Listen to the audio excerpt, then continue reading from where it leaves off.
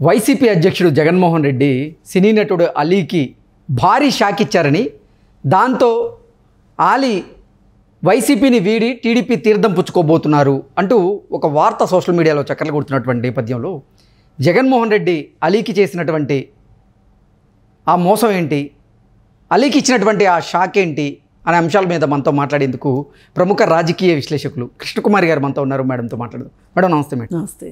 Madam, YCP అధినేత జగన్మోహన్ రెడ్డి అలీకి భారీ shock ఇచ్చారని, దాంతో అలీ వైసీపీని వీడి టీడీపీ తీర్థం పుచ్చుకోబోతున్నారు అంటూ ఒక వార్త సోషల్ మీడియాలో చక్కర్లు కొడుతుంది. ఇంతకీ అలీకి ఇచ్చినటువంటి ఆ షాక్ ఏంటి మేడం?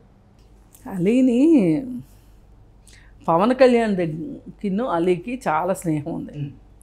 అయితే పవన్ కళ్యాణ్ తోటి అలీ ఎక్కడ వెళ్తాడు అని చెప్పి ముందర కాళ్ళకి బంధం వేసే విధంగా పవన్ కళ్యాణ్ ఏమనుకుని ఉన్నాడు, సరే మనోడే కదా, అవసరమైనప్పుడు మాట్లాడదాము, ఎక్కడికి పోతాడు, నేను ఇంత స్నేహితుడిని కదా అనుకున్నాడు పవన్ కళ్యాణ్.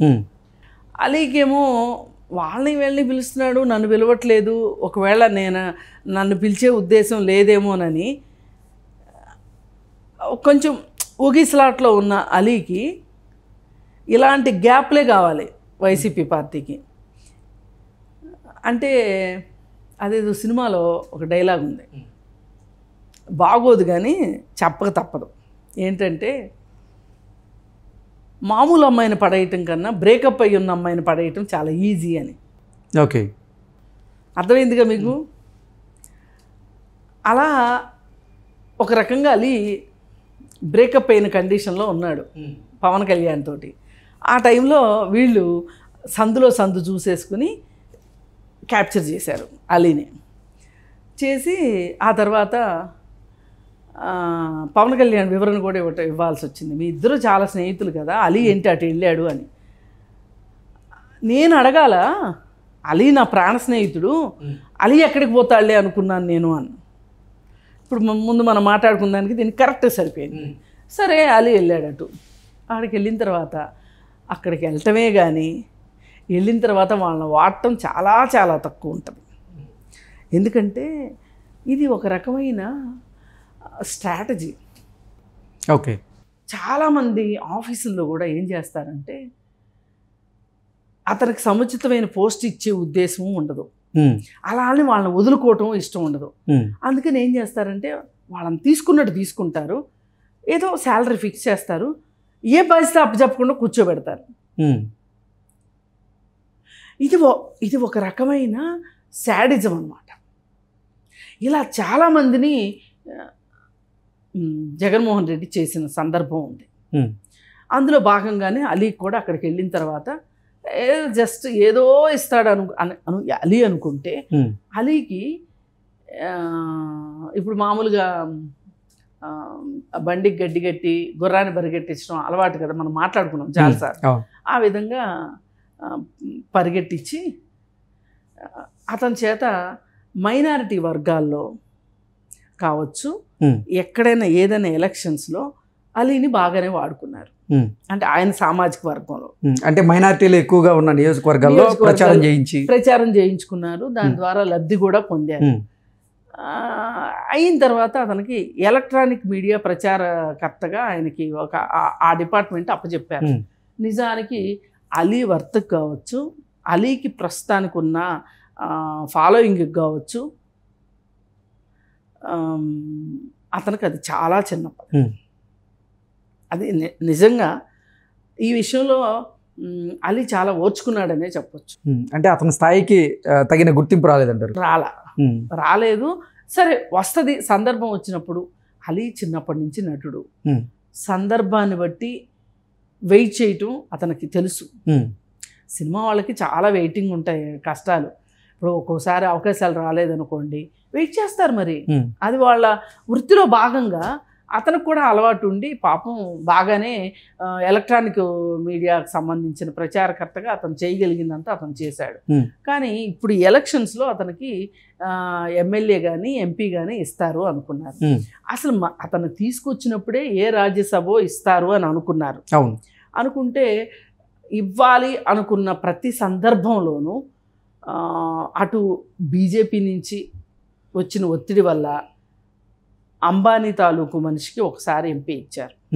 అలాగే రామ్కీ ఇండస్ట్రీస్ తోటి వాళ్ళకున్న అనుబంధంతో అవసరం దృష్ట్యా అతనికి రాజ్యసభ ఎంపీ ఇచ్చారు. ఇట్లా వాళ్ళు ఎప్పుడు అంటే వాళ్ళు రాజకీయాల్లో వాళ్ళ అవసరం ఏంటి, ఎదురువారి అవసరం ఏంటి అని చూశారు. దాన్ని బట్టే పావులు గదిపారు. ఈ వచ్చినోడు ఎక్కడికి పోడు కదా, గల్లాపెట్లో ఉన్న రూపాయిని దాచుకోవాల్సిన అవసరం ఏముంది, రావాల్సిన డబ్బు గురించి కదా చూసుకోవాల్సింది. అట్లా ఇప్పుడు వీళ్ళు గల్లాపెట్లో ఉన్నారు. ఆ విధంగా అలీని అట్టిపెట్టి రిజర్వేషన్ క్యాన్సిలేషన్ ఎగనెస్ట్ అది ఉంటుంది కదా, ఆర్ఈసీ లాగా ఎగనెస్ట్ క్యాన్సిలేషన్ టికెట్ లాగా కూర్చోబెట్టారు అతన్ని. రైల్వే టికెట్ మాదిరి కూర్చోబెట్టారు అలీని. కూర్చోబెట్టి వెయిట్ చేస్తూ ఉన్నారు. ఎలక్షన్లు వచ్చినాయి, సీట్ ఇవ్వాల, పోనీ ఇవ్వాల, ఎమ్మెల్యే ఎంపీ ఇవ్వాల. పోనీ మైనారిటీ కోటా కింద ఉన్న ఎమ్మెల్సీ అయినా ఇస్తారేమో అని అనుకుంటే అది కూడా ఆశల మీద నీళ్లు పోసినట్టు అయింది. అదేమైంది, కర్నూలులో ఉన్న ఇంకొక మైనారిటీ నాయకుడికి ఇవ్వాలని డిసైడ్ చేసుకున్నారు. ఇంకా డిసైడ్ చేసుకున్నాక ఇంకా అలీకి ఎక్కడ, అలీ గొంతులో అదే ఏదో అంటారు చూడు, అలీ నోట్లో కరక్కాయ పడింది. ఇప్పుడు అక్కడికి పృథ్వీ అనే మనిషి వెళ్ళి ఏమయ్యి వెనక్కి వచ్చాడో చూశారు. ఇప్పుడున్న పోసాని కృష్ణమురళిని ఎలా వాడుతున్నారో, ఎంత నీచంగా వాడుకుంటున్నారో చూస్తున్నాడు అలీ.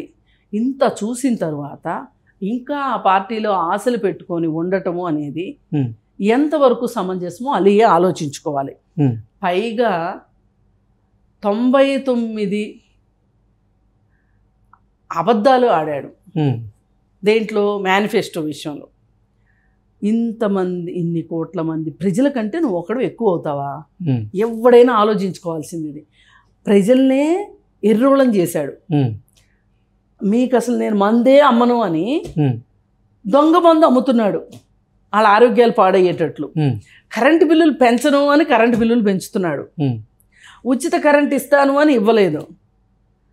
ఇంక నేను చెప్పాలంటే మన టైం సరిపోదు.